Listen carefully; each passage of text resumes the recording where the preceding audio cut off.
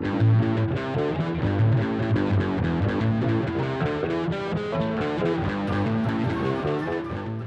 everyone, and welcome to another Dwarven Tavern review.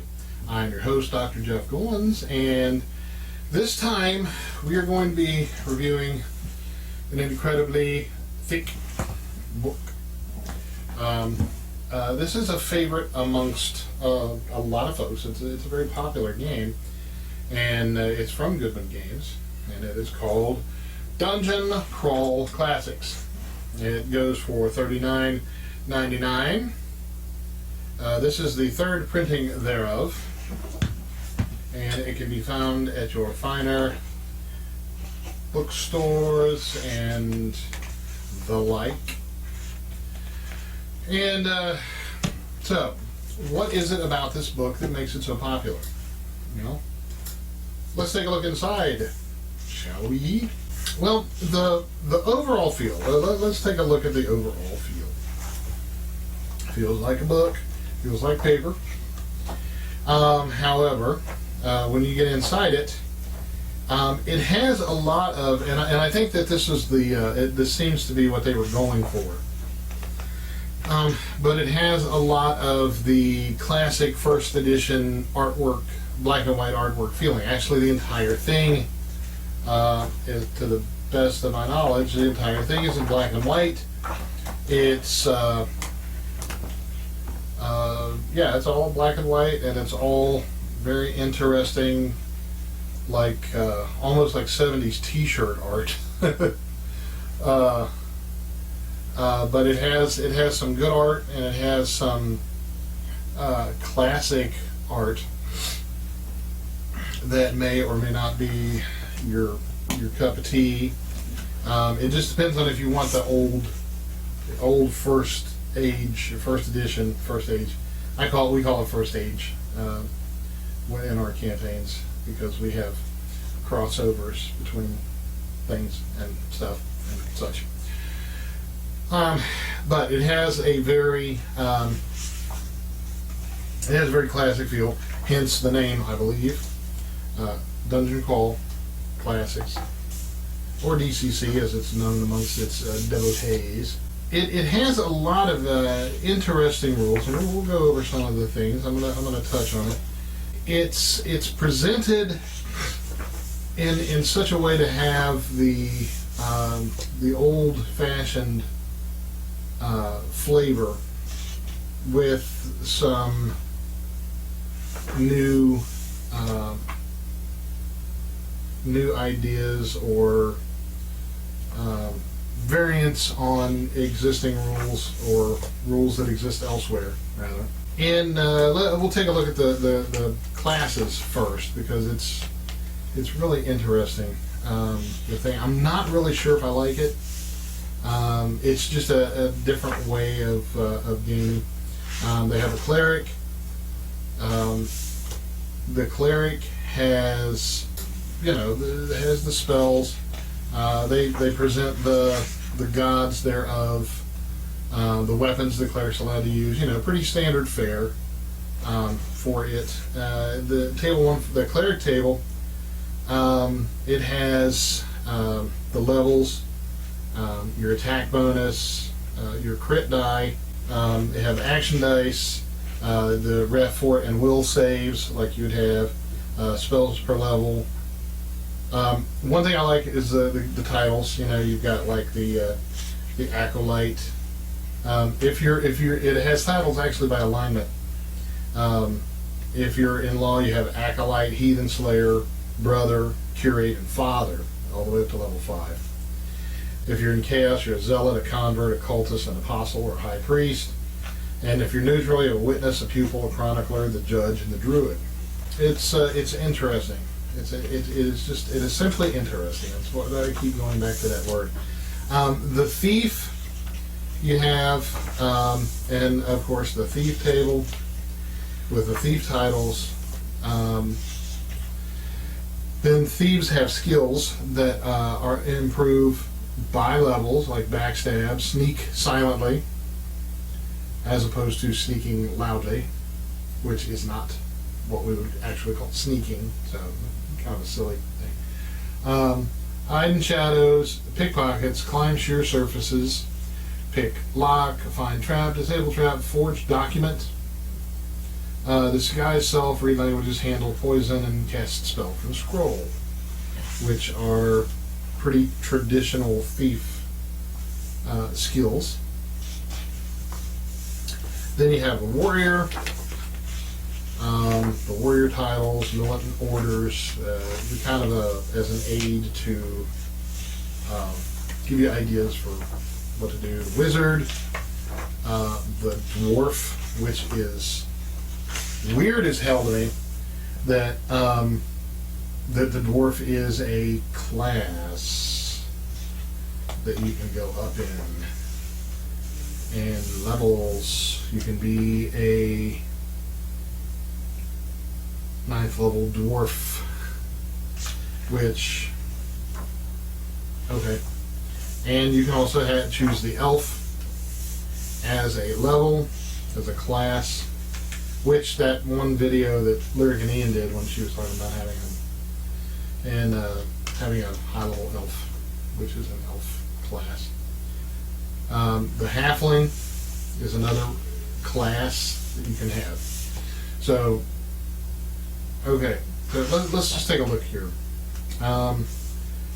Instead of having racial abilities, you have class abilities based on your race, because humans are all those other things: the cleric, the thief, the warrior, the wizard. And the halfling, for example, they do racial things, and they get better at doing their racial things as they improve in levels, which I entirely disagree with, I believe. As far as the game mechanics go, it's fine, but I don't know. I just don't like it. It's just one of those things, I guess. So then we move into skills, and the skills. And you know what? I'm gonna go back. I'm gonna go back here a little bit, and I'm gonna find out why. Because I said in the last video that I did about psionics that you can't like something or dislike something unless you know why, unless you can explain why you do or do not like it. Same goes true for me. If I don't like something, I really need to know why, and I have to be able to explain myself. So you're a little man with a big appetite. This is the halfling. Little man with a big appetite and a comfortable home, which you plan to return to as soon as this one little quest is completed. And once you're home, you plan to never leave again. Very classic thing that halflings or hobbits do. The taller races might enjoy hunting for gold and lore, but all you ask for is a full stew pot, a cozy home, and a pleasant interlocutors. For tea times, interlocutors, visitors, guests. Halflings are unambitious country dwellers who live in well-ordered peace and quiet. Their small stature, modest goals, and let them escape the notice of most major powers. They keep themselves, make contact with others only when they are inadvertently drawn into the affairs of the taller races, as they call elves, dwarves, and humans. Halflings prefer lives of farming, gardening, beer brewing, and other simple crafts. The few that take up adventuring are usually traders or ne'er-do-wells who have somehow been thrust outside the ordered nature of their normal lives. Hit points. They gain a d6, 1d6 hit points at each level. They're small but lucky. Okay. Weapon trainings. They prefer battle with a weapon in each hand. Halfling is trained in the use of the club, crossbow, dagger, hand axe, javelin, short bow, blah blah blah. Halflings' alignment, value, community, family, and kinship. They are usually lawful or at the very extreme neutral. Chaotic and evil halflings are extremely rare. Two-weapon fighting. Halflings are masters at two-weapon fighting. They have infravision. They have small size. They are slow. 10 feet slower than humans. Humans move at 30 feet per round, and which is, and halflings move at 20 feet. Halflings are stealthy. Halflings are good luck charms. They have languages, of course. And so there we go. I mean, this is an example of racial traits. And then, of course, you know, they get +1 attack dice. So I'm not real certain why the dwarves, elves, and halflings were presented as a class instead of, you know, normal, where they are a race that can have a class. That, to me, I don't care for that because it's exclusionist. It's very it's exclusionist. It's elitist to suggest that humans, you know, that halflings are just these people that do this thing, dwarves are just these people that do this stuff, and they all do the same, and they're all very similar, and blah blah blah. So, in the case of elves are they're magical in nature in this game. They practice arcane magic sustained by traffic with otherworldly creatures. More so than human wizards, they form relationships with specific demi-beings and can directly request aid from them from beyond. Where a human wizard might cast a spell to summon a demon a few times to save his life, an elf may otherwise repeatedly with the same demon so many times over, so many centuries that long-term arrangements become feasible, because elves are immortal, as we know. All elves have one or more extraplanar patrons who sustain their magic. Makes sense, yeah, and I can see where I just don't like the class, the racial class. It just doesn't. I can understand where the nature of your race would give you special benefits or drawbacks, but to make it an actual class, I don't know. I mean, it seems to me like, you know, even a human wizard could protract their own life and make long-term deals with demons and such. I mean, it is magic after all. So, then we move on to skills. Now, skills, they vary by occupation. And I'm trying to get past that whole racial class thing. That bugs me to no end, apparently. You make skill checks, difficulty levels, very, very classic stuff.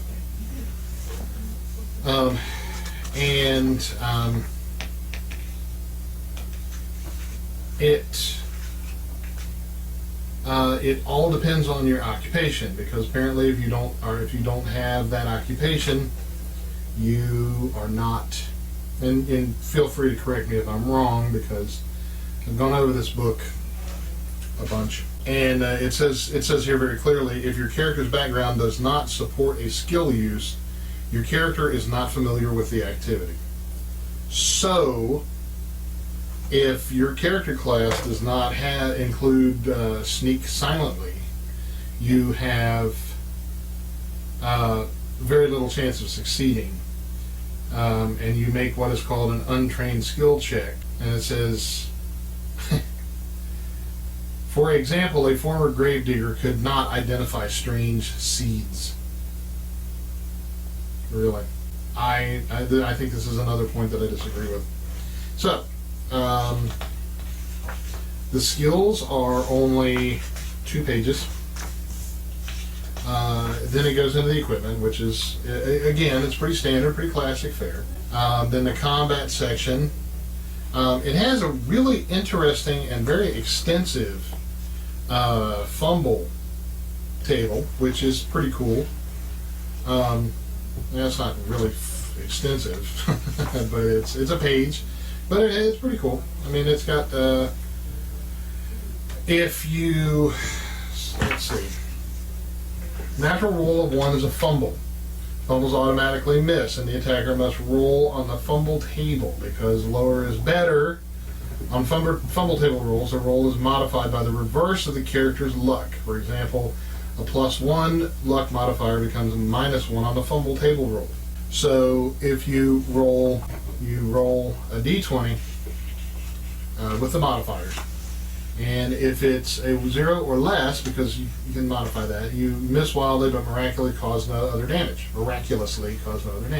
Number 1 is your incompetent blow makes you the laughing stock of the party but otherwise causes no damage, and so forth. And in 16 plus, you accidentally strike yourself for normal damage plus 1 extra point.